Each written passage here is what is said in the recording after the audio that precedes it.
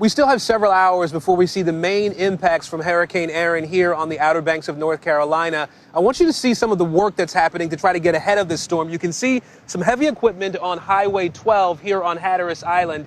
These guys are moving sand from one side of the road over to the other. They're trying to reinforce the dunes along this main roadway that runs along the island here. There's already been some overwash, water coming from the ocean over the dunes toward Highway 12, and these guys are trying to get more sand onto those dunes to be ready for really what will be the core part of this storm. We know that when the worst of it hits, we expect that there could be a storm surge and wave action sort of combining here, a storm surge of 2 to 4 feet impacting the island here, and also waves that could reach 15 to 20 feet in some cases at the worst part of the impact from Hurricane Erin. And so getting these dunes reinforced is really a way to keep this road from washing out, and doing it early gives these crews an opportunity to also be able to come back and not have as much damage done already, because they know that there are going to be portions of this road that will wash out.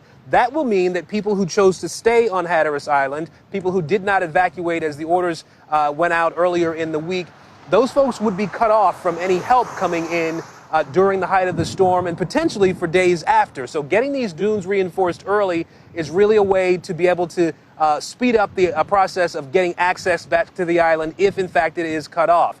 The reality is, for folks up and down the eastern seaboard right now, it is that this storm is going to have impacts on beaches in particular. There are warnings up for people not to go into the water because the rip current is going to be so dangerous. There will be rain falling, there will be tropical storm force winds blowing, particularly here in North Carolina, but there are watches in place in Virginia as well. We've seen beaches closed from Florida up to New York.